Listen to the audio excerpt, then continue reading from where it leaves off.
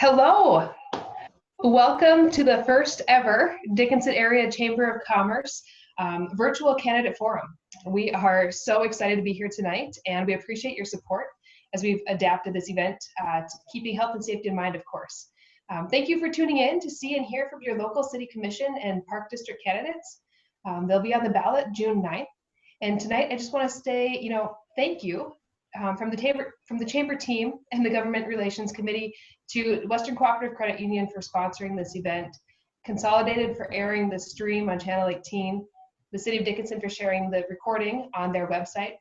And before we really kick things off, I want to go ahead and say, the Chamber of Commerce here, we are excited to provide this candidate forum as a public service, and are privileged and proud to play a role in the democratic process. However, the Dickinson Area Chamber of Commerce is nonpartisan, and we do not endorse or contribute funds to any candidate for elected office. Now, as we are really getting ready to roll things out here tonight, I want to introduce our moderator this evening, Mr. James Miller with the Dickinson Press. So welcome, James. Thanks for joining us. Thank you. Good evening. I'm James Miller, managing editor of the Dickinson Press and moderator for tonight's forum.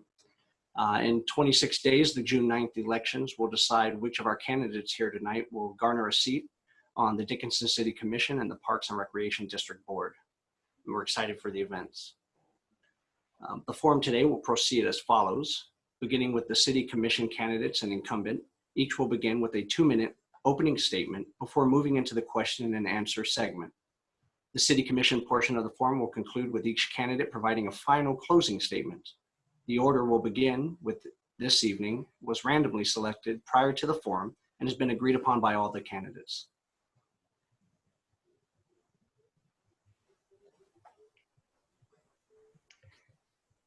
Wonderful. Well, I want to say, good luck to all of our candidates. We're excited to kick things off here with our city commissioners. With that, I'm going to head out, and we look forward to seeing you again in a moment.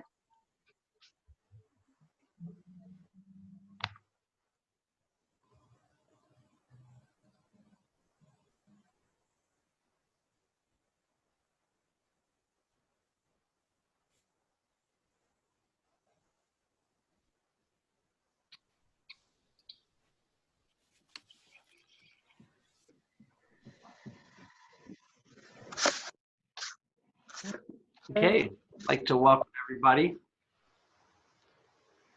So as stated previously, the forum will begin with a opening 2-minute statement.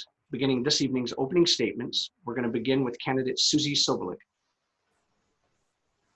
All right, well, thank you very much to the Chamber for hosting this event, and thank you, James, for moderating this evening. And I just want to thank everyone that's out there watching this evening. It's really important to be informed voters, and so thank you for taking your time to participate. And as James said, my name is Susie Sobolik. I'm from here in Dickinson. I was born and raised here. I have lived here for most of my life. I graduated from Trinity in 1999. Then I went on to UND for school and got my doctorate in physical therapy. And while I was in college, I had the opportunity to do rotations in many communities, Dickinson being one of them. And I got to go to Minneapolis and Fargo and Sioux Falls, and it really helped me understand where I fit as a person. And the culture here was what fit me. And so that my husband and I decided in 2005 to come back and raise our family here in Dickinson. And so as we've lived here over the years, we've had lots of opportunities. My husband works at the public schools. I work at Rehab Vision, so I've worked at a few different locations. But in the last few years, I've had another opportunity to join in my family business, Steffes Companies north of town.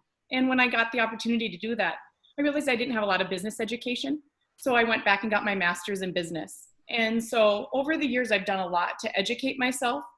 And I just really love Dickinson. And so I'm working on gaining a position here in the City Commission, because I feel that the quality of life and making sure other people want to come back to this community and want to live here and stay here is so important. And so I see that's my time, so thank you very much, and I look forward to answering questions this evening. Thank you, Susie. We move on now to candidate John Oderman for his opening remarks, and he has 2 minutes. Well, good evening, everyone. As James said, my name is John Oderman, and I grew up on a ranch north of Belfield. The first 18 years of my life, I spent the majority of my time right here in Dickinson. And after high school, I went to college over in Moorhead, Minnesota for 4 years. And since then, I've been living and working right here in Dickinson. And I'm proud to call this my hometown. I'm proud to now raise my family here. And I think for everybody that lives here, whether you're a native or you're a recent transplant that came here for work, I think it becomes readily apparent why we're called the Queen City. We're a community that's filled with hardworking, highly accountable people who are engaged in our community and doing their best to make Dickinson the best community it possibly can be. And over the course of the last several years, I've served on various boards and committees working towards that goal. And now I'm asking for your support on June 9th to serve you in a different capacity as a city commissioner. I'm putting forth a platform of fiscal responsibility backed by collaboration across stakeholder groups, support for city employees, and strategic growth. I think it's important for city commissioners to see themselves as the board of directors for the city. It's not our job to micromanage or manage the day-to-day operations of the city. It's our job to empower our city employees, empower our citizens to come up with creative solutions that is going to move Dickinson into the future. It's our job to come up with the mission, vision, and core values for the community and empower our community to live those values. Creative solutions like this virtual forum tonight. I want to thank the Dickinson Area Chamber of Commerce, Western Cooperative Credit Union, Consolidated, and the Dickinson Press for making this possible. You guys really came through in a pinch. I'm sure it was difficult to work all the things out, but thank you so much. I look forward to talking about the issues here in the next 45 minutes. Thank you, John. Moving along, Commissioner Sarah Trustum will now provide her opening remarks.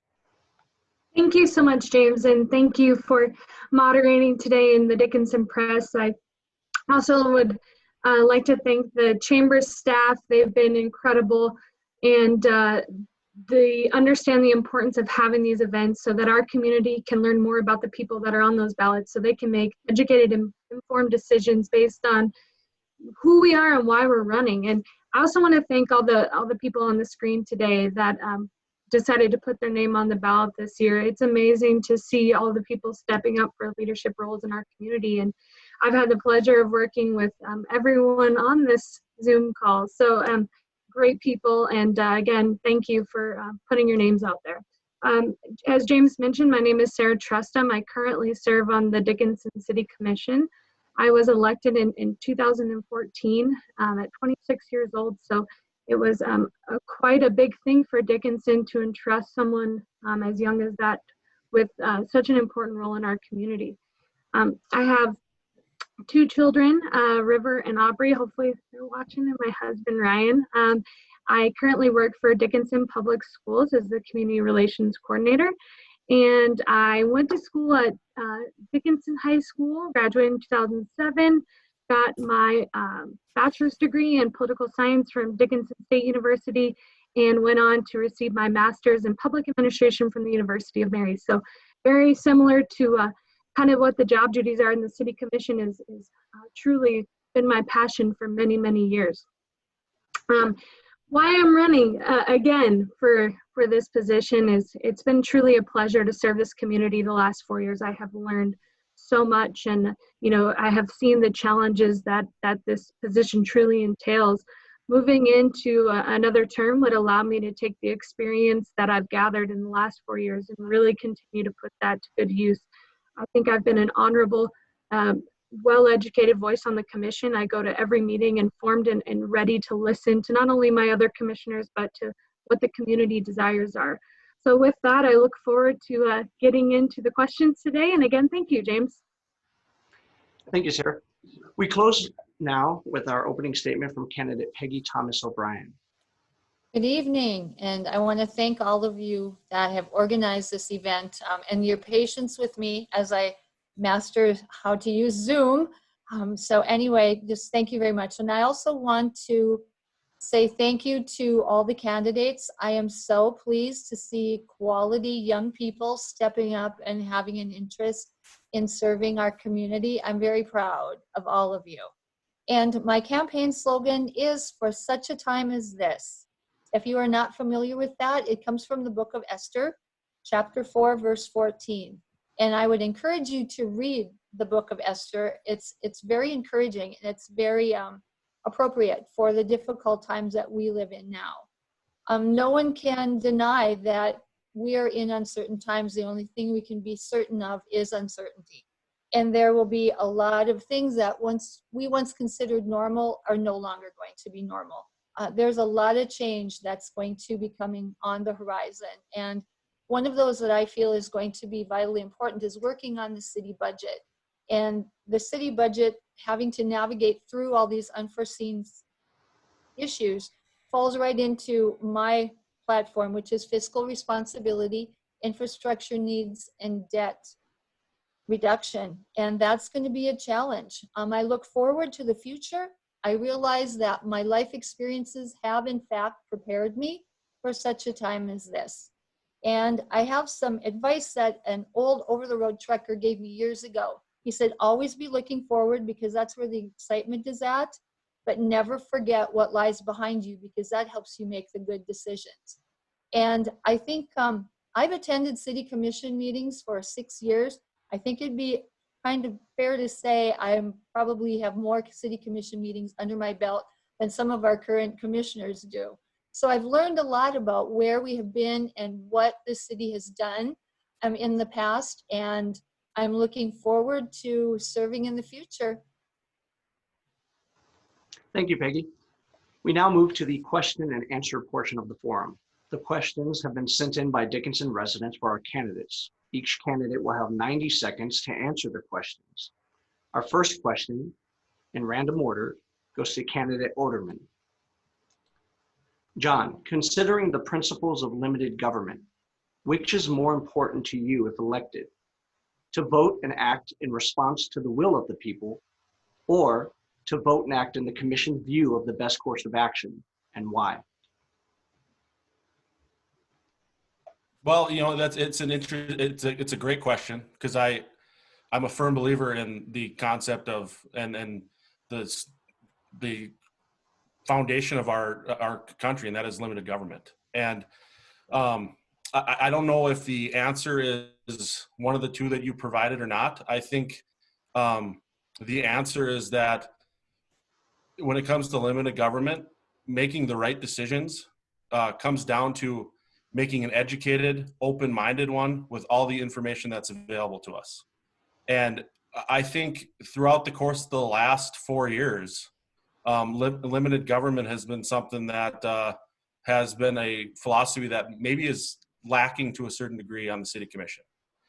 And it's not as simple as what the community wants or what the city wants. It comes down to what does the city need and what's best for the community at that given time. It's about having hard conversations. It's about having difficult conversations.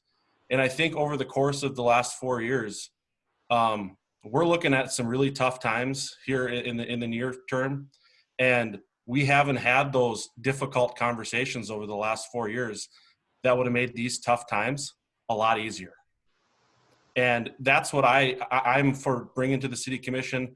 I think anybody that served on any boards or committees with me in town would tell you, I might not agree or believe in the premise of a question that I ask, but if I think it's important to ask, I'm going to ask that question and have that tough conversation. And so when it comes to limited government, it's not as simple as what people want or what the city commission wants. It's about making the best decision in that moment. Thank you, John. Same question now for Commissioner Trustum.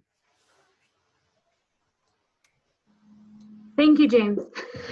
This is a great question. So I want to start off by saying the commission has made some very difficult decisions in the last 4 years based on budget. When I came on in 2016, we were actually dealing with the economic downturn. So we were talking about how we were going to give employees raises, how we were going to pay for those infrastructure projects that were critical to the growth of Dickinson. So we have made some very significant decisions when it comes to looking at the budget and making big decisions without making a big impact on our taxpayers.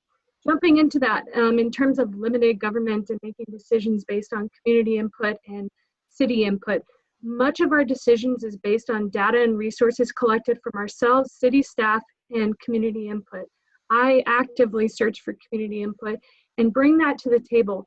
Now, not always is that the leading factor in the decision making, because you have to understand all of the resources and data that you're being given that not everyone has seen or has access to in that moment.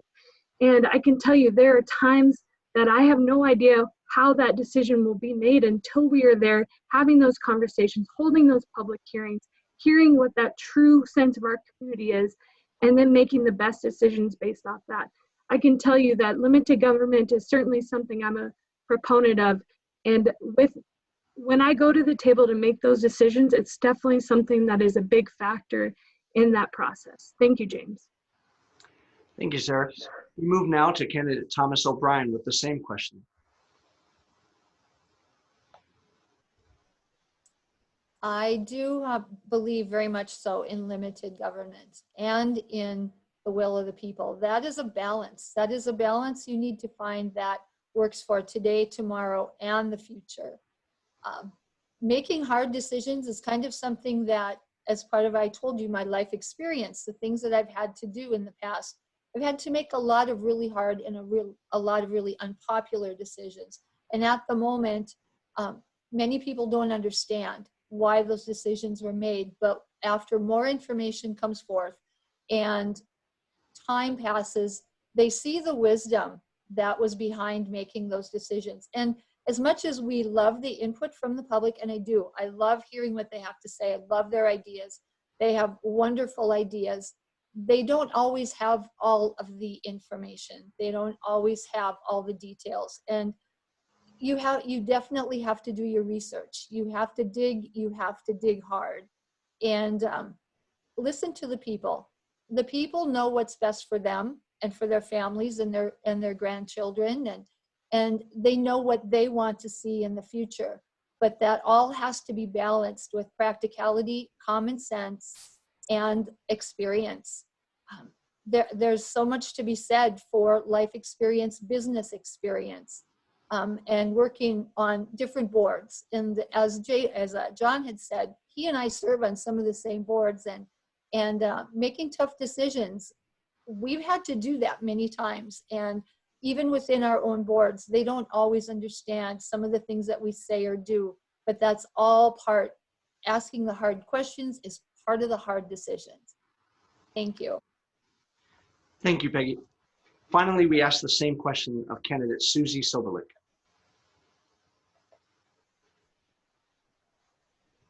Thank you. Limited government, that is something that I would truly believe in. And that is something that I feel an asset I would bring to the table. I am not heavily involved in any areas of the government. Where I'm really involved in is in business sectors and in a lot of places where we need to make sure the government is doing the right things so that our economy can thrive strong here in town. And so how can we hear what the people need, make sure our city is running as effectively as possible so it's a city where people want to come to, that everything is happening that needs to happen, and that the economic sector can just keep going. And so there's a lot of things happening in today's world that we need to make sure that we're giving whatever is needed to those organizations so the economy can keep going. But as for, I think the question stated, it's been a while since the question was stated, so help me here. We talked about the will of the people versus the will of the government. Or tell me, could you repeat that second half of the question? Absolutely. So the question asked whether it was more important, if you were elected, to vote and act in response to the will of the people, or to vote and act in the commission's view of the best course of action. Sure. Okay. So what that was, in the history that I've been working with on different boards, you have to weigh what is best for the citizens, but you also need to know what's best for the city. And so we need to hear both. There can't be a one or the other. If it becomes one or the other, then we're not a limited government anymore. And so we need to hear the people and weigh both sides of that scenario. So thank you for that question. Thank you, Susie. Our second question digs deep into the fine details of your potential roles if elected to City Commission. We'll begin with Sarah Trustham. Sarah, if you could change one thing in the zoning code, what would it be and why? I think one of the biggest challenges with our zoning code is working with our outer territories. I know that we annexed some property a few years ago, and we had a lot of kind of negative feedback. That was before my time, but they're still not yet getting those city services. So making sure that when we're looking at that further expansion, we are ready to provide those services that come with being in Dickinson city limits. Also, infill is very, very important. So pushing that zoning board to promote those projects, to do infill projects, rather than reaching out and trying to touch those outside layers outside of our community, which in turn we have to provide city services to. So that's infrastructure costs that in turn come back and hit the pockets of our taxpayers. So when you look at smart strategic planning, that's a big part of it. Thanks, James. Thank you, Sarah. Same question now for candidate Thomas O'Brien. Oh, I am going to have to say that I strongly agree with the infill, and I want to add to that not only for residential, but for business, because every time you do, it sounds great to build another something somewhere and that the people are going to come, but you may be taking business away from a business that already exists. So you haven't gained anything, plus you're also now having a building that is possibly going to sit vacant. And that doesn't look good. That is not good on our tax rolls. That is not favorable for anyone. And every time you go out and create these districts and create these housing areas, and you have to take all of the infrastructure out to that, that is very expensive. And sometimes the payback is going to be how many years until you even see any payback on that. We have to, it's great to grow, but you also have to grow smart. And that's why I think we need to really concentrate on infill, because there are a lot of lots, there are houses, there are businesses, there are a lot of areas that could be developed before we look outward.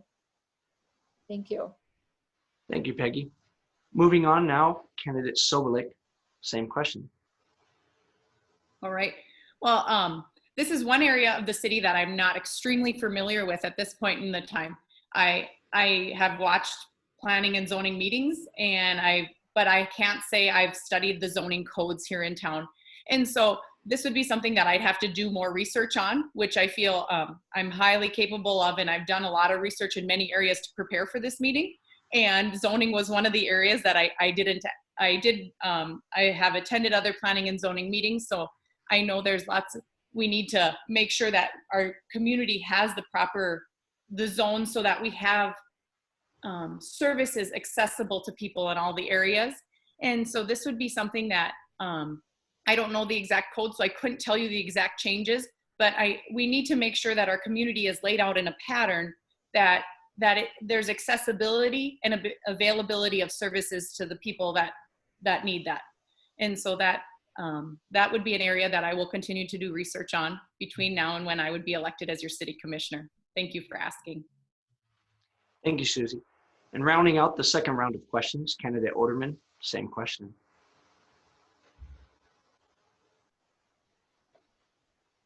Hear me? Okay, all right, now I'm unmuted.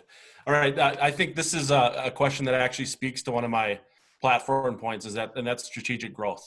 From a zoning standpoint, we need to make sure that the different zoning decisions that we make fit into the long-term strategy and the vision of what we want our community to look like. And, as Sarah and Peggy spoke to, I think infill is a really important part of that, but we really need to have make a concerted effort to make sure that we have a vision for what Dickinson's going to look like, 5, 10, 20 years down the road, how that fits in with the way the community currently looks, and how those decisions are going to impact our current residents, our current business owners, and those that work in our industrial zones. So it's really important that we take a comprehensive look at zoning from a what is the vision of what Dickinson's going to look like in the future, and make those code determinations based on that. And one of the things, this ties directly into another one of my platform points, and that is support for city employees. We have a lot of great subject matter experts on this topic that work for the city right now. And we have to be prepared to listen to them and listen to their expertise, because you know what? I'm not an expert on, city engineering or city planning, but as a city commissioner, I'm going to listen to those people and make the best educated, most well-informed decisions I can make on the vision for Dickinson's future. Thank you, John. Our third question is one that weighs heavily on the minds of residents in Dickinson. We'll begin with candidate Thomas O'Brien. Peggy, recent attempts to increase property valuations by 10% would have increased taxes for residents and businesses. Considering the state of the oil industry and the impact levied by COVID-19, where do you stand on future attempts to increase property valuations? I am not in support of increasing property valuation. I do not want to see our residents in this community paying additional property tax. Businesses as well. It is that tax, even after your house is paid off, you are still paying property tax. You are paying property tax forever. And increasing it, I just can't support increasing property tax. There are other ways to bring revenue in to the community.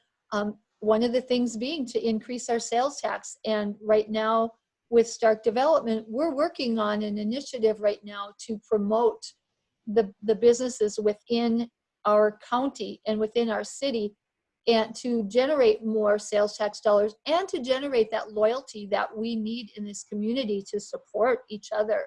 It is a lot, especially now with all that happened with COVID. And I see a lot of businesses that are struggling, that are hurting badly. And it's going to take many years for them to recover from this. It took barely months for them to get in this condition, but it's going to take years for them to recover. And even the thought of increasing their taxes, this is not the time. This is not the time to do that. There are other ways, and that's where we're going to have to be creative. And that's when the commissioners are going to sit and have to pick apart the budget and see what can go, what can stay, how can we increase. And that's something I've been doing my whole life. So I am well prepared for those discussions as your next commissioner. Thank you, Peggy. Moving now to candidate Sobolik. Same question. All right, thank you. I would agree with Peggy. I don't feel that increases on valuation of taxes when we're in such a harsh climate is the proper thing to do to our residents. That is not what creates a culture of people wanting to be here, wanting to live here, wanting to have a business here. And so we need to make sure that we have those, keep our property tax at a fair rate that's as low as possible, and work at revenues from other areas. Work to see where in the budget can we make sure that we're spending our money as appropriately as possible before we, go increasing stuff. That would not, I just don't feel that that's appropriate at this point in time. We need to make sure that every dollar we're spending that the citizens give us is spent in the best possible manner, because the dollars might be running a little bit short in the future with the times that we're in. So we need to make sure we're not being wasteful, but we can't tax them extra. Thank you for the question. Thank you, Susie. We move now to candidate Oderman with the same question.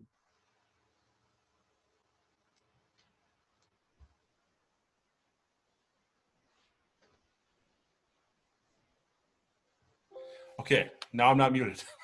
All right, so, I would definitely be against valuations going up right now. And I would be against property taxes going up. And this speaks to, I think, one of those missed opportunities that I was talking about earlier with the current commission. over the course of the last 4 years, we've received $66 million from the state of North Dakota in oil and gas production revenue in order to help with oil impact. And I've looked at the budget book. I've looked at the budgets over the course of the last several years, and I really think we missed an opportunity to pay down additional debt.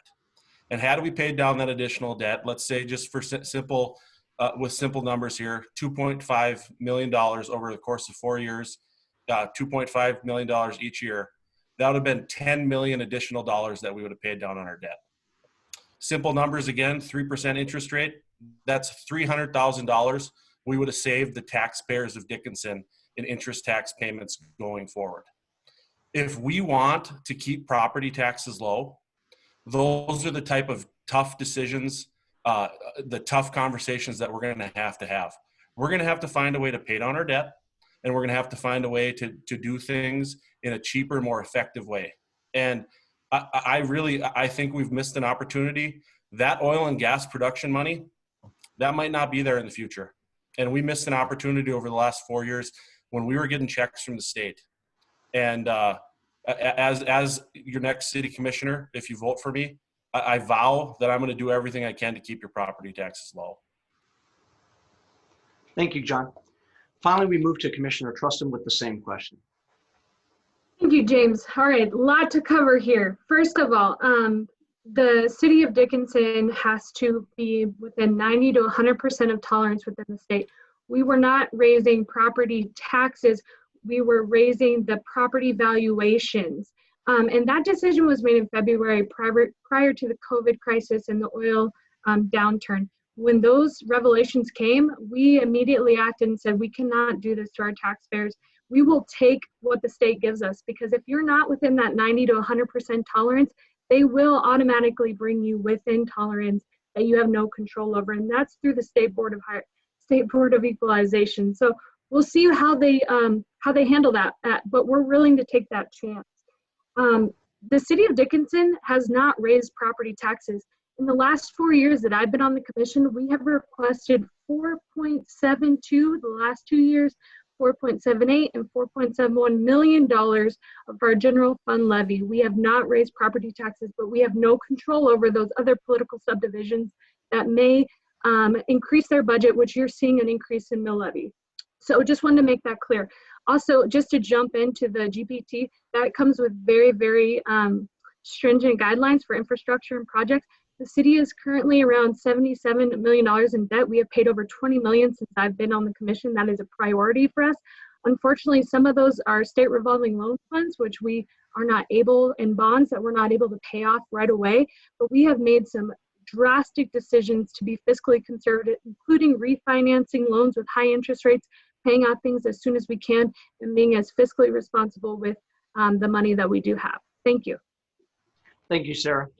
Moving on now to our final question, which comes to us from a younger citizen in Dickinson. It is a two-part question, so a friendly reminder to candidates to please address both portions of the question. We'll begin with candidate Sobolik. Susie, what are your thoughts about the overcrowding issues at Dickinson High School and the two failed bond referendums attempts that were made by the school district, and how can the issues at DHS be addressed? Thank you for asking. I feel educating our youth is so important. We're not going to have a community that thrives if we don't educate our youth to, have people that want to be here and work here. And so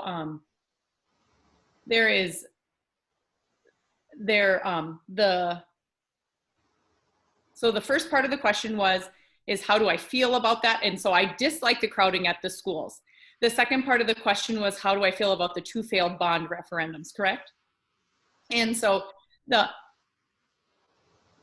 were you shaking your head? Yes. Okay, perfect. And so on those two failed bond referendums, I'm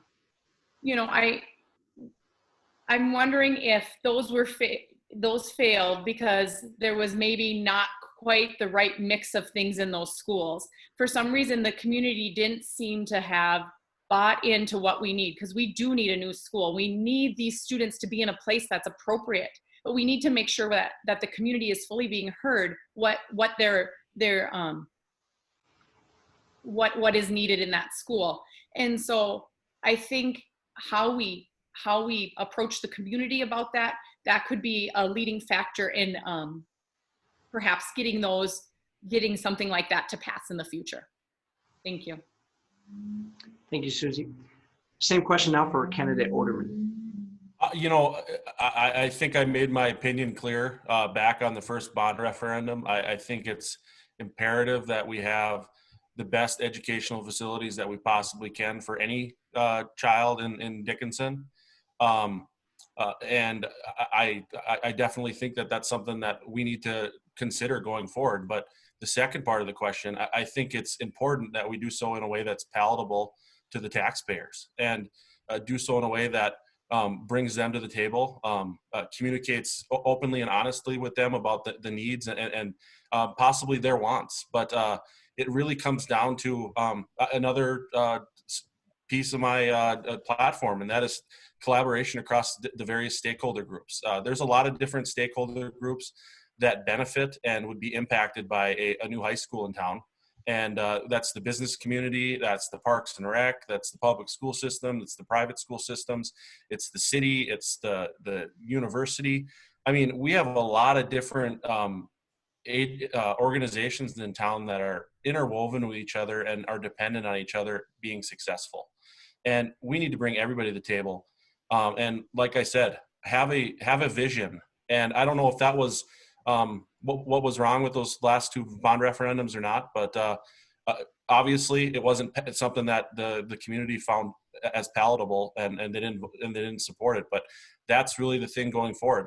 Is it palatable to the electorate in Dickinson? And if not, we might have to find a different way to dispense those services. Thank you, John. Moving forward, same question now for Commissioner Trustin. Thank you, James. This is unique as I work for Dickinson Public Schools, and it's been a great resource to not only be involved in those conversations internally, but within the community as a commissioner and as a young professional and as a mother. I have a lot of passion for growing quality of life projects, and this is certainly one. When we talk about recruitment and retention at Dickinson, great schools are number one. So as a commissioner, this is very important to me. And as a mother, this is very important to me, and as an employee of Dickinson Public Schools. But I want to mention one thing, that the city of Dickinson has no control over what the school district does. They have a separate board that makes separate decisions that are elected officials. So we have to make that clear line. It is very important that we address the overcrowding issue. And as a commissioner and as a leader in this community, I have been heavily involved, not only at the legislature and working with our legislators on things we can do, but working with Dickinson State University, working with Parks and Recreation. How can we continue to build these collaborations to not only benefit our community, but our kids in the future, and serve our taxpayers in the best way possible? If we can break down those silos and continue to communicate, we can do some big things, and we're already starting. That ball is rolling. So as a commissioner, I'm going to step aside my day job, but as a commissioner, I can tell you I work very hard on this, and I'm an advocate for our young people and always will be. But we do have to be mindful of how that affects our taxpayers. And the reason why that wasn't as palatable to our taxpayers was because of the tax burden. We don't have the commercial property that can really make up for that as cities like Fargo and West Fargo. So we need to find some solutions soon. Thank you. Thank you, Sarah. Finally, the same question for candidate Thomas O'Brien.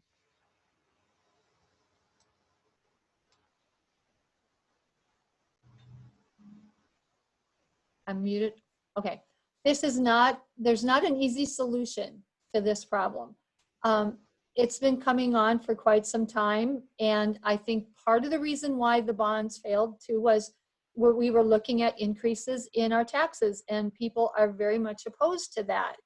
And there's something that is just really heavy on my heart about, and you might say, well, that's not related, but yet it is. And it's because it's part of an attitude. It's part of the way people in the community see things. And it's a little thing, but it's a big thing.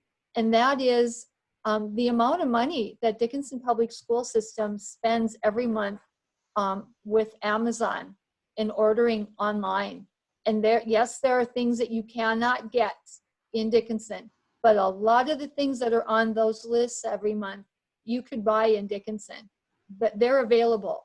And you may have to pay a little bit more, but you know what? When you need something for an after prom party or a fundraiser for something, you're going to the local merchants and you're asking them to give you a donation. You're not going to Amazon and asking them. And when that check leaves Dickinson and heads off to Amazon, that money's gone. It is gone. Where when you purchase locally, that money circulates up to 14 times in a community. So those are little things, but they're big things, because that's a loyalty issue. And I know I've talked to a lot of people and a lot of business people that are not happy when they see the minutes in the press and see those numbers. I don't know what the answer is. I'm not an educator, even though I worked in a Christian school for 8 years. I was in the office and in fundraising, and we didn't have a big budget. So we learned how to do. Thank you, Peggy. We now move into the closing statement portion of the forum. It is here that the candidates will share a final message this evening with you. And for time, we're going to ask that they keep it to 1 minute and 30 seconds. We will begin our closing statements with candidate Oderman. So over the course of the last several months, the last 6-7 weeks, spent a lot of time at home, and my daughter's a big fan of Frozen 2. And there's a song in Frozen 2, the next right thing. And growing up on that ranch north of Belfield, my dad always taught me, you might make a mistake, but the most important thing to do is do the next right thing. And my commitment, if I'm elected as your city commissioner, is to make sure that I'm doing my best to always do the right thing. And that's going to be colored by the information that I get as a city commissioner, the information I get from our city employees, from our citizens.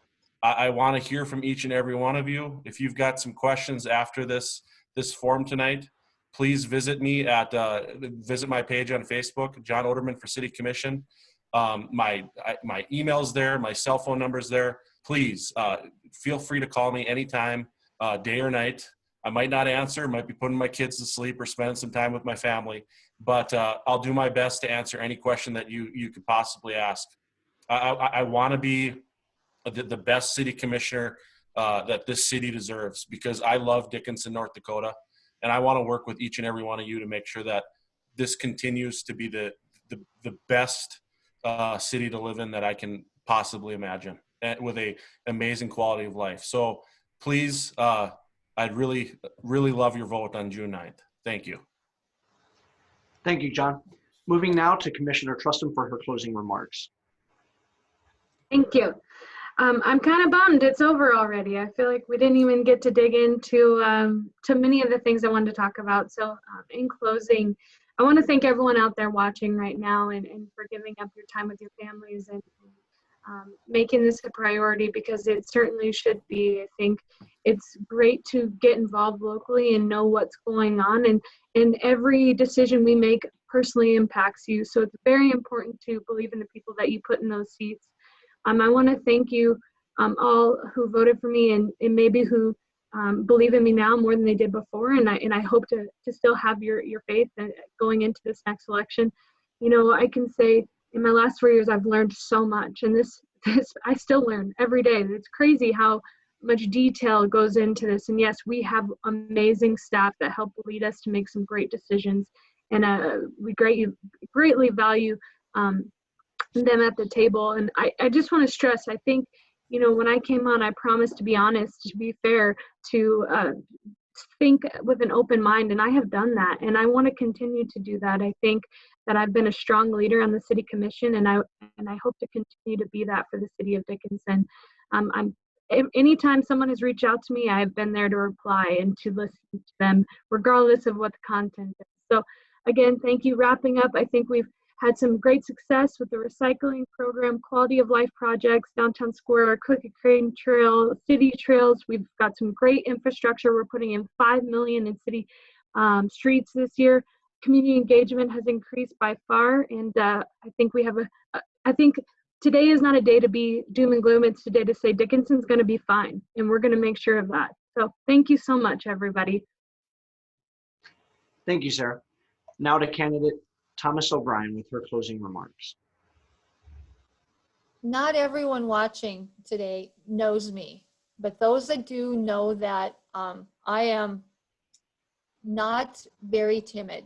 I am outspoken, I'm opinionated, I'm compassionate, but I also am very passionate of what I believe in. And I believe in Dickinson. I have lived here almost my entire life. There's a soft spot in my heart for it, and I'm going to do everything I possibly can to make it the best today, tomorrow, and in the future. I don't have an ego. I don't have any personal agendas. I don't make decisions that are based upon what is best for me. I've never made decisions that way. And I've made a lot of hard, difficult decisions. And I think what I would bring to the table is experience. I've been in the business world a very long time. I've had to make some really tough calls with budget and everything else through when all of a sudden you lose a major part of your budget. It's gone. And how do you navigate through that and yet keep everybody happy, which is almost impossible, but at least to keep them feeling secure and having some optimism and having some faith, and to let's do this together. Let's have that stick to it, attitude. And there are some projects right now that are probably going to have to go to the back burner for a little while. And you have to be willing as a community and as leaders to accept that. You don't always get to have what you want. It's not about you. It's about all of you out there. So I will work very hard for you as your next commissioner.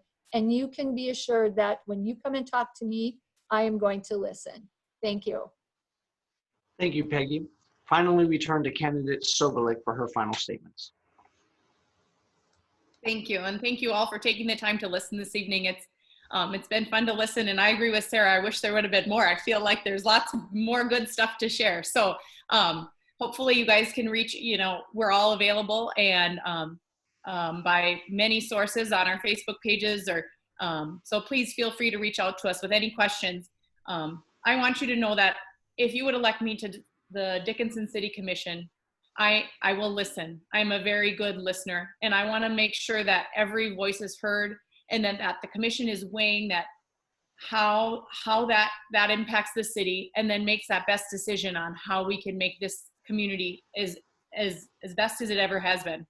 And I love to research and look into topics, and so I will work tirelessly to make sure that I know all as much as I can, so that when I'm making those decisions, they're as informed as possible.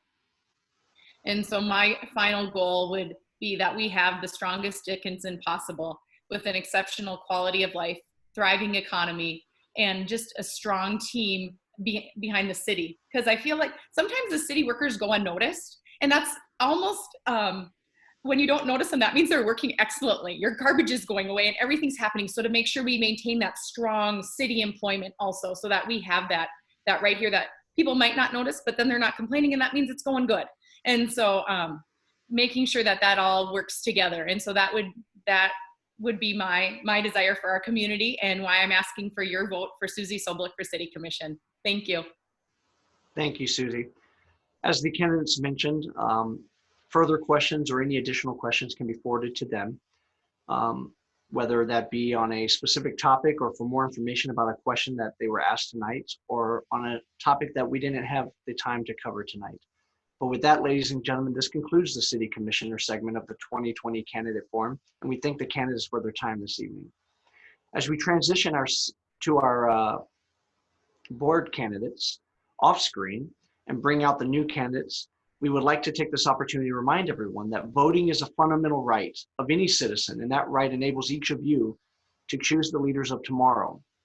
For more information about the June 9th election, how to vote, or to see a full list of the contest and candidates, visit vote.nd.gov. Again, that URL is vote.nd.gov.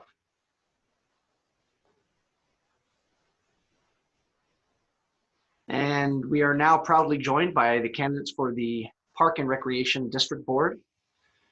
The second half of today's forum will proceed much as the first, beginning with each candidate providing a 2-minute opening statement before moving into the question and answer segment.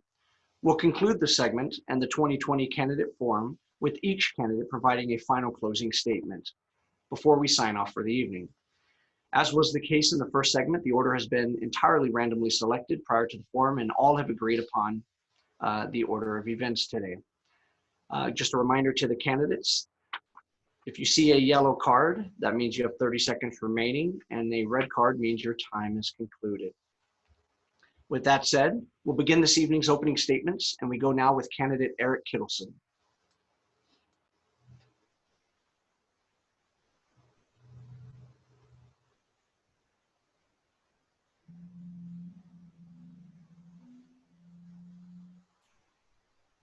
I'm having troubles hearing. Oh. I didn't hear. You can begin your opening statement. You have 2 minutes.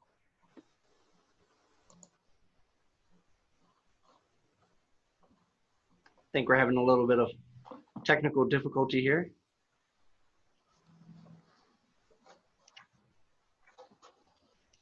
Hear me now? Okay. While we try to resolve that technical difficulty, we'll go ahead and move on. We'll begin with candidate Zach Keller for his opening remarks. Hi, I'm Zach Keller. I am a Dickinson native, attended Dickinson High School, and then went on to Dickinson State University to earn a bachelor's degree in accounting and business administration. I met my wife, Brittany, at Hagen Junior High School in the library, and we are currently raising 3 kids. I work as a private banker at American Bank Center. I've worked there for just over 10 years now. It's been a great company for me and a great local business. So I'm running for park board for a couple different reasons. I personally believe our park and recreation system has always strived to be ahead of the curve.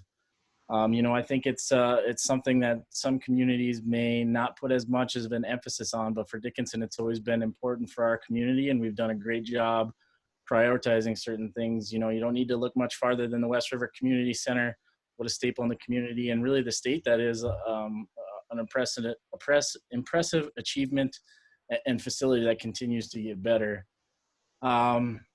Secondly, I believe the park and rec system is such an important piece of our quality of life here in town. When you talk about attracting and retaining young people in the community, the park and rec system provides things like health benefits, education, entertainment, social camaraderie. We have the facilities and programs in place to give that to our community members, and I think it's vital for our quality of life here in town. And lastly, I'm incredibly proud to be from Dickinson. I think we have a great community full of engaged individuals that want to work towards the progression of our city and honor the integrity of our city. And being a park board member would be a great opportunity for me to help participate in that and serve as best I can. Thank you, Zach. Moving along, candidate Jo Marie Katheryn will now provide her opening remarks. Good evening, everyone. I'd like to thank the Dickinson Press, the Chamber of Commerce, and everyone else involved for providing this event. For those of you who don't know me, I'm Jo Marie Katheryn, and I'm running for a position on the Dickinson Park Board Commission. I also have lived here and grew up here in Dickinson and spent most of my youth and adulthood here. I attended Concordia College in Moorhead, Minnesota, and I have degrees in nutrition and Spanish.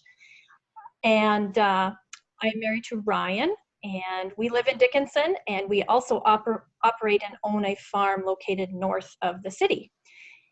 One of the things that makes me unique as a candidate is that I am a registered dietitian, and I'm also a certified group fitness instructor, and I've been teaching group fitness at the Parks and Rec for 19 years. And that's what actually got my interest in serving, is being involved with the Parks and Rec previously. I have experience for serving on the board. I have served with the North Dakota Nutrition Council, which is a statewide board, and I served there for 4 years, ultimately culminating in experience as the president of that board. I've also served on the Operation Roundup board with Rough Rider Electric here in town, 2 3-year terms, and I currently serve on the Hope Christian Academy school board. So I feel that that experience would lend me to be able to effectively serve on the Park Board Commission, as I understand how a board works. I have a passion for wealth and, or not wealth, health, health and fitness. And that's something that the board hasn't seen in the past, to my knowledge, historically, as a member who represents that part of the community. And so I feel I could bring that to the table and ultimately be a free consultant, if you will, to provide even a health and wellness program for Park and Rec staff, and bring that element to other Park and Rec programs that currently exist for the youth and older adults. And with these economic times coming on, it's going to take someone with experience in budgets, and running a business also gives me some experience in that area. And one last thing, communication. I would love to see the board a little more visible in the community, and that would be one of my goals, is to listen to our citizens and provide an effective conduit of communication. Thank you. Thank you, Jo Marie. We move now to candidate Jeremy Eason for his opening remarks. Good evening, and thanks to the Chamber for hosting this and the opportunity to connect with everyone. I'm Gerry Eason. My wife, Kim, and I will celebrate 25 years of marriage this August. We have 3 children. Jillian, she's 19. She's just finishing her freshman year at NDSU. And then our son, Will, just turned 14. He's finishing 7th grade at DMS. And our daughter, Olivia, is 12, just finishing up 5th grade at Jefferson. She's looking forward to the big move to middle school next year, and hopefully we won't be doing that from home. So I work for Roars Development. I'm a civil engineer. My wife, Kim, she's been substitute teaching in the school system for the past 4 years, and she also works in the office for Nitro Green. We moved to Dickinson 7 years ago from Northwest Wyoming. I went to school at Montana State University, Bachelor of Science in Civil Engineering.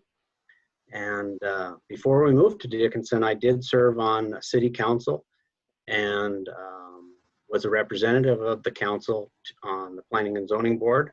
So I have experience working in the public. I operated and owned a civil engineering firm for 10 years before we moved here.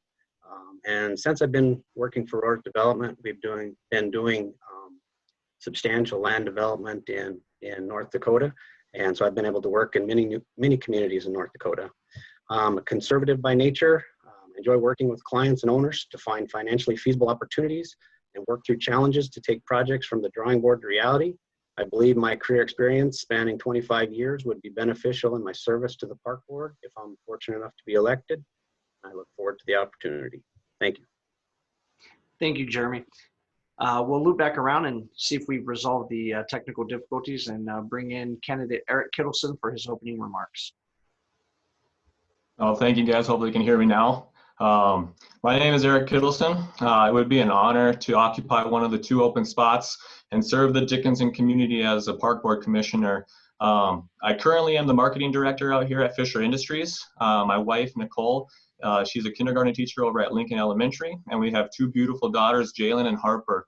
I've always had a passion for parks and recreation, which led me to pursue a degree in recreation and leisure services at the University of North Dakota with an emphasis area in facility management.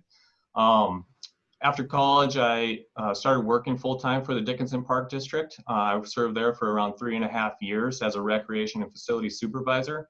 So with this knowledge and experience, I do feel I have a solid understanding of the day-to-day operations of the Dickinson Park District. So transitioning into a park board position role would be a smooth transition. My platform is pretty simple. I have a strong feeling and belief in first-class customer service. The ideas, the concerns, and all the praises of our community and visitors need to be heard. I will also be a steady support to all of our Park District staff. Being a former employee of a Park District staff, I know the dedication and the hard work that goes in on a day-to-day basis without getting the praise that they deserve. That we need to let them do what they are hired to do. They're professionals for a reason, but we need to be there for the guidance and input that they deserve. But we also can't forget some of our other amenities that we have going on. As our community continues to grow, so will our parks, our programs, and our facilities. But continuing to improve on all of those programs that we offer right now, those are the bread and butter of our programs or of our community. So we need to excel at those programs to offer our users the firsthand experience that they deserve. So communication is also a vital tool for me. Sometimes it gets overlooked a lot. We need to stay on top of all those current trends and how information is presented just to keep our numbers at an all-time high. So. Thank you, Eric. We now move to the question and answer portion of the forum with questions sent in by Dickinson residents for our candidates. Each candidate will have 90 seconds to answer the questions. Our first question is a two-part question. Candidates are reminded to answer both parts of the question. We begin with candidate Zach Keller. Zach, is there a park district facility you feel is underused, and how could you bring more programming and people to that site?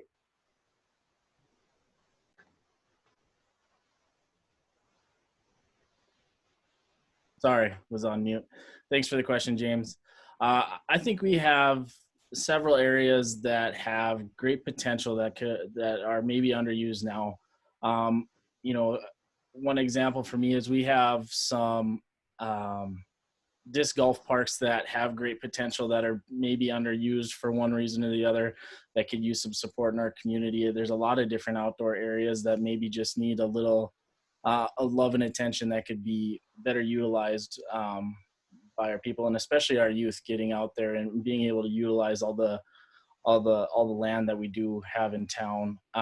As far as our facilities go, you know, I think the community center provides so much for our people, and that's such a great draw for people that sometimes we may not realize all we have in other areas. So I think highlighting those other places in our community is a great idea, and also it needs to be focused too, because I think having such a crown gem as the community center, other things could get overlooked, and we tend to focus on our main priorities. And there's a lot of other things, whether you want to talk about certain parks. The skate park has been something that's been overlooked at times, and things like that, things that really can engage our full community that affect a lot of different groups of people.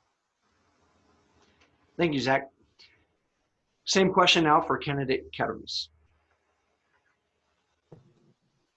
That's a great question. I'm pretty involved, and I take my two girls to a lot of the different things that are available through Parks and Rec in Dickinson. And most of our facilities are pretty well utilized. The West River Ice Center, the community center, the parks in town. So I'd have to say there's not a lot that isn't utilized, but there are some areas that could be improved. And specifically, I can think of one or two parks that I know some families and children don't go venture in later in the summer because the grass isn't there's not an underground sprinkler system, so the grass is hard on the feet and so forth. So just a little tender loving care probably to some of our parks for the kids in town. And possibly the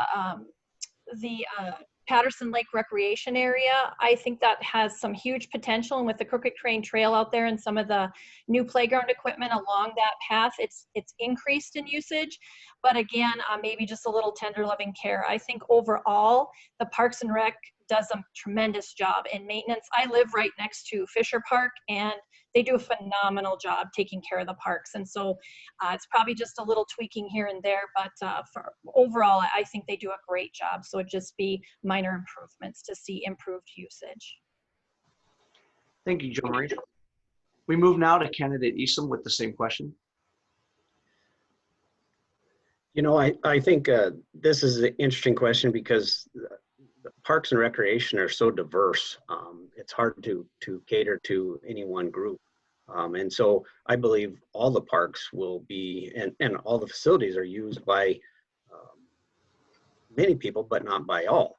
And so it's a tough one to answer because you may think that something's not being used by as much, but then again, you know, for example, like if we had a pickleball court, it might be highly used by some people, but some won't want to venture to that. So it's just a hard one to answer. But I think all in all, our parks are being used. I do think, for example, we live by Young's Park, and the walking path up around there is used well. but we don't go up there at night. It's not very well lit. And I have heard from some of the people as I was gathering signatures, boy, it'd sure be nice to get some lighting on that pathway.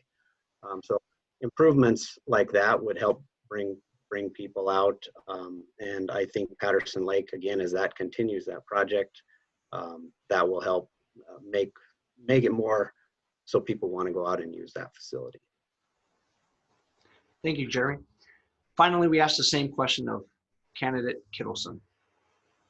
Thank you, James. You know, I have two areas that were, you know, a concern to me. Like everyone else has said, the Park and Rec staff has done an amazing job. They've already taken the first step last year in forming some focus groups and get opinions of the public just to see where they can improve on. But you know, I also believe that Patterson Lake area is, you know, phenomenal and beautiful place that isn't utilized to its full potential. You know, with some of the programs that they have going on, you know, they do offer some special events with the beach day.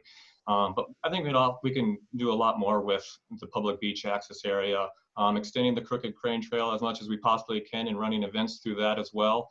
And also utilizing the water resource. You know, I'm a big outdoors person, so fishing is a big one for me. So maybe offering something during those times of the winter access, where maybe like a ice fishing tournament might be handy. So something for us, the public, to do. Another area for me would be adult programs. Like I said, with the focus groups, being able to fine-tune all of these adult programs to get those numbers to be what they used to be back in the day. It's kind of a dying area, and it would be nice to see some of those programs get to be what they used to be. Thank you, Eric. Our second question dives right into the heart of the Park Board's mission and of your potential roles if elected to the board.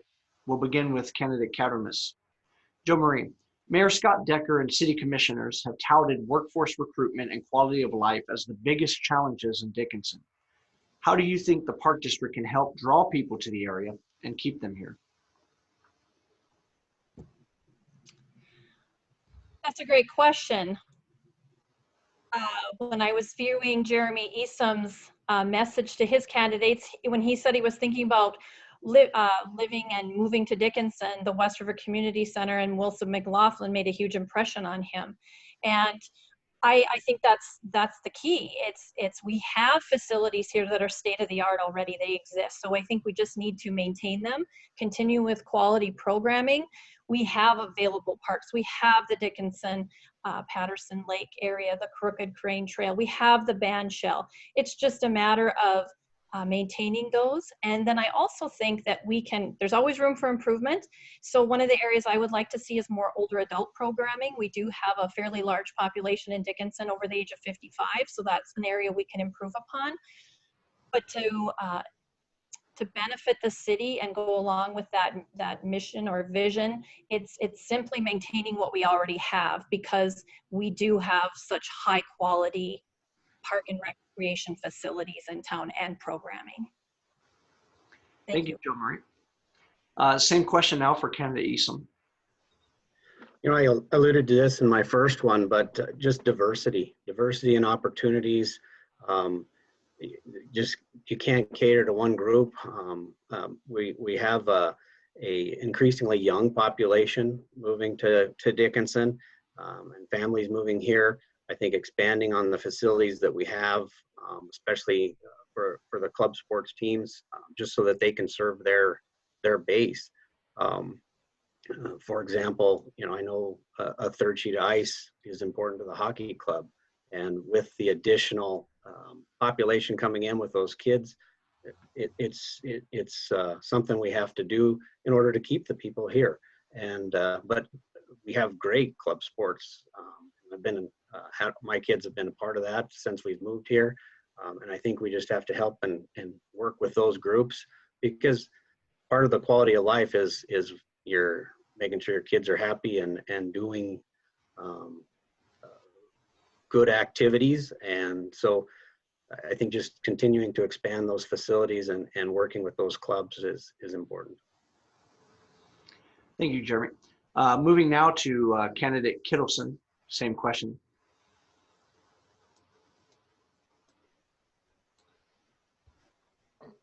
At this time, I think, in order to bring these people here, we, like everyone else has already stated, we already have the facilities. DSU students come to DSU because of, a lot of them come because of the community center. They're not used to something like that. But an area that we can improve on in the next step is marketing. We need to be able to, have that perfect brand for Dickinson Parks and Recreation, like their mission statement and their, slogan is they want to provide endless opportunities for everybody. Well, that's one where we can focus on is our marketing and communication, branding that information so people are more informed of what we have going on and how they can utilize each aspect of it. So. Thank you, Eric. Rounding out this round of questions, we move now to candidate Keller. Yeah, I think everybody's touched on the great facilities we have, and I think the biggest thing too is availability and access to programs and events. I think there could be additional collaboration. I know several staff members that work incredibly hard at Park and Rec to put on new tournaments, new events to make sure we are getting that diverse group of people participating in Park and Rec activities. Whether it's a volleyball tournament, that's maybe not a sport a large number of people play, but staff are trying to put that together. And then I think just access to certain programs, I think, is maybe an area of improvement I've seen from my personal experience. I know there's times now when you're trying to register one of your kids for swimming lessons, registrations opens at 12 p.m. And if you're not in there by 12:01, you might have missed out on that session. So I think finding the resources and making sure we have that available for people, for their young children, if they want to participate in those, and maybe trying to increase that accessibility. We have a great swimming lesson program. I've participated in it. If we can increase the access to people that want to participate in those programs and those events, I think that would be a great an improvement and a big attraction for people to see that there's all these different programs and events for them to access and participate in. Thank you, Zach. Our third question is a lighthearted question, but one that certainly defines our candidates' priorities. We'll begin with candidate Eason. Jeremy, if you received $1 million in a grant to use for the Park District in any way that you wanted, what would you do with it and why?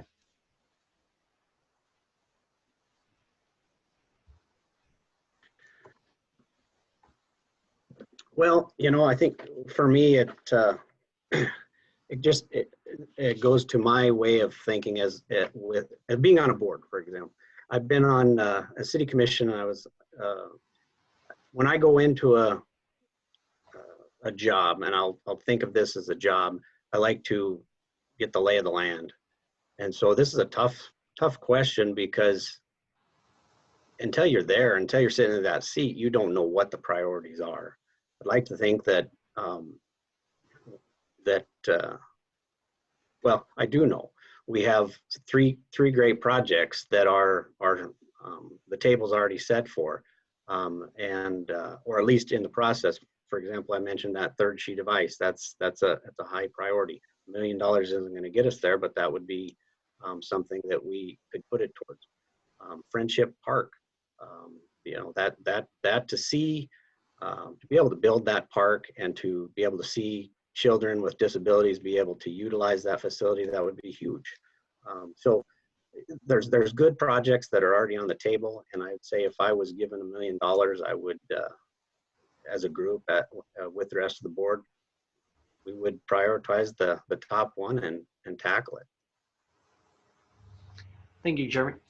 Moving now to candidate Kittleson, same question, $1 million, what would you do? I mean, that's a tough one. There'd be a lot of outside organizations being involved with this decision. A lot of tough decisions made by the park board staff and park board and the Park and Rec staff as well. Like Jeremy had touched on, is the Friendship Park that's something that's been in the works for several years now, and they're slowly starting to get to that mark and stuff. So being able to see that through would be a huge boost for the community of Dickinson. Another one, that he touched on was the ice. I'm a hockey supporter, so that's a big one for me too. But I would also like to see, the land developed across from, the North Softball Diamonds on DSU, the old rodeo grounds. I know there's talks in the works for the sports complex. I'd like to see that through as well. There's a lot of outside organizations being involved with that. And, that would just be a huge asset to our community, and bringing in all the different types of visitors for, sports programs, and just a huge addition to our community and just our outdoor space. So thank you. Thank you, Eric. We move now to candidate Keller with the same question and $1 million.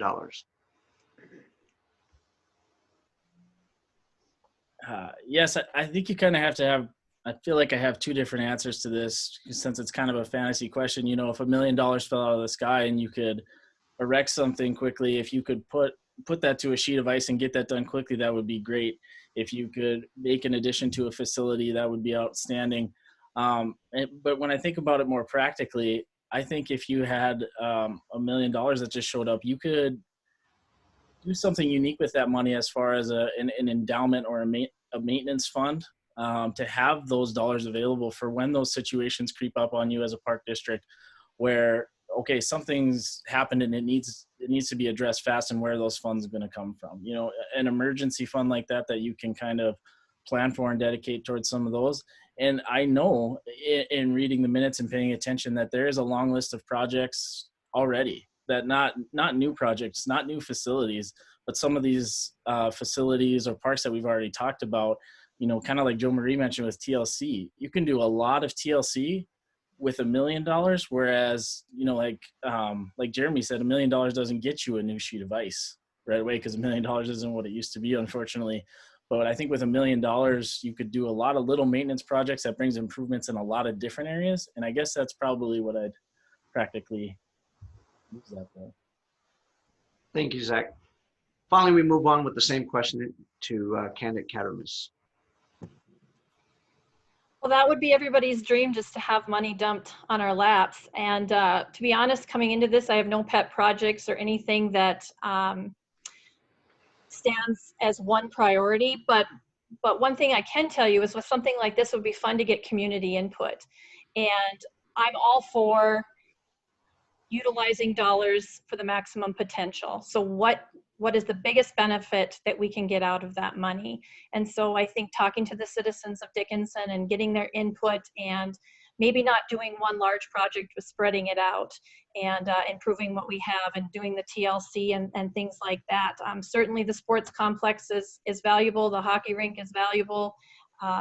Maybe even boosting aquatic staff, so we don't have swimming lessons filling up in 30 seconds to 1 minute. I remember the days when I took swimming lessons, my parents stood in line for hours just to get me in swimming lessons when I was a kid. So systems at the Park and Rec have certainly improved over time, but there's always room for improvement. And with funds available, the sky's the limit, because everything costs money, and but the ultimate responsibility is spending those dollars wisely and having the most benefit for the most amount of people.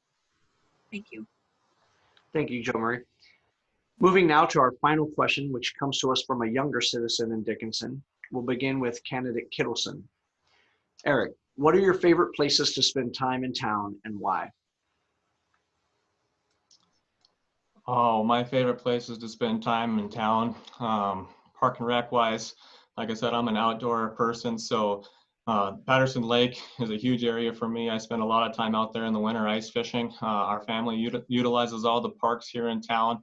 But I think the biggest one for me is our softball diamonds. I grew up playing baseball. My daughters are getting into softball now with the Dickinson Diamonds.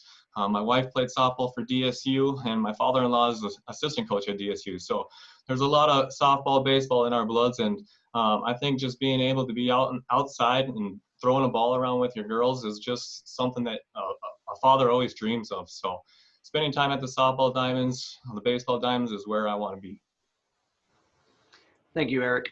Same question now for candidate Keller. Yeah, not to steal for Eric here too much. I kind of have a two-part answer. First would be the softball diamonds. Growing up playing baseball and getting into softball as an adult, this is where I want to talk about the impact of the Park and Rec. the adult softball league here has provided me with some of the best friends I have right now. You know, our team is just a stellar group of people, their wives, their kids, you know, kind of raising kids together right now. That's a huge part of my life and a huge part of what keeps me in town, because I have those people that I have those connections and those relationships with. So that's been it's been a big part of why this community means so much to me, and why I've had so much fun being here. Secondly, the Memorial Park, the plane that was erected back in Memorial Park, my grandpa was a big driving force in putting up that plane. So I love to be there and see that, and see all that's come around that, with the Veterans Center and the other memorials that have been erected there. I think that's a really unique place in town, a really great place to go and even just sit and admire the memorials that are there, and show some appreciation. And I have that personal connection too. So that's definitely one of my favorite spots in town as well. Well, thank you, Zach. Moving forward, the same question now for candidate Katheryn. Regarding park and rec facilities, obviously one of my favorite places to be, if you know me, is the West River Community Center, where I spend time teaching classes and working with older adults. But I also enjoy the Crooked Crane Trail, and we've spent many hours in Fisher Park close to our home. So there's so many amenities with Park and Rec to enjoy. Those are just some of the places we like to be. I also like to go to a hockey game occasionally at the Ice Center. And other places in town that I like to be honest, to know me personally, I like to go to the coffee shops. I enjoy drinking coffee with friends. I enjoy shopping in town at our local businesses for gifts and clothing and so forth. And also spend time at church. And I love to spend time at home with my family, with a husband who farms. He's often working. When you own a business, the work is always there. And so family time is precious to me when my husband can be home and spend time with him and my two girls. And so those are some of the places that I love to be in our community. Thank you, Jo Marie. Finally, the same question for candidate Eason. I would say that my favorite place to be is the Mustang baseball fields. We've spent the last 6 years at those fields in the summer, and had some really cold games, but there's nothing better than those late night games when the lights are on, and watching the kids play, and just walking through the gates, whether it be the batting cages, the concession stand area, and just all the games, just seeing all the activity, and the kids are just happy. So that's my favorite. Also, of course, I got to give shout out to my youngest daughter. So I did enjoy being at the softball fields as well. Same reason. Just watching all the young people playing the game that they love. So I would say the only other, or one of the other places I like is the walking path around, up around Memorial Park, and specifically the one that goes up in through the trees. I think there's some great views of Dickinson up there, and we live by that, so we go there quite often. So dog loves to walk up there, and it's a great place. Thanks. Thank you, Jeremy. We now move into the closing statement portion of the forum. It is here that the candidates will share a final 2-minute message with you. Obviously, we couldn't cover every question, and we really wanted to, but with limited time, we asked the questions that were sent to us that we felt would generate the most unique answers. And so now as we move on, this is an opportunity for the candidates to say whatever they want about their position, about the community, about the park. And we'll begin those closing statements with candidate Keller. Okay. Thank you, James. And I want to thank you again, James, for moderating tonight. Thank the Chamber, thank all the sponsors, Western Cooperative, Consolidated, everybody that helped made this possible in a difficult time and kind of a new environment for this. But in my opinion, it's gone really well, and everyone's done a great job with it. So thank you to everybody on that.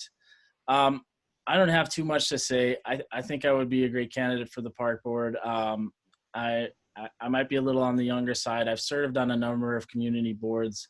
I have the financial background and experience to know how to work with the budget and some of the hard numbers things that come along with positions like this. I love collaboration, and I place a big emphasis on communication. Those are kind of my two big dictionary words, if you want to label 2 dictionary words on me on what my platform would be, is collaboration and communication. I think our park board has a unique opportunity to come together with a bunch of different groups to accomplish different things, whether it's the new facility, working with DSU, DHS on the new sports complex, whether it's working with outside entities or clubs on tournaments and events that draw people into our town and create more activity for people to utilize. I think the collaboration will be key. And I'm looking forward to the opportunity, and I would appreciate everybody's support. Thank you. Thank you, Zach. Moving now to candidate Katheryn for her closing remarks. I would also like to thank everyone who helped put this event together in these unprecedented times. And I also want to thank everyone who tuned in tonight to take the time. I know your time is valuable to listen to all the information all of the candidates have provided. It's a great way to get to know us a little bit better. Not everyone tuning in tonight knows me, but those who do know me, and those who don't, I'd like to tell you that I'm trustworthy, I'm dedicated, I'm committed, and I guarantee that if you elect me, I will work to the best of my ability to serve you. I bring qualified experience. I bring a unique perspective with the health and wellness background. I'm also a mom of children in programs, so I understand the youth programs. I also work with the older adults, so I understand that as well. If you have any other questions, you can visit my Facebook page, Jo Marie Kattermas or Dickinson Park Board Commission. And I encourage all of you to go vote, get those applications turned in so you get your ballots.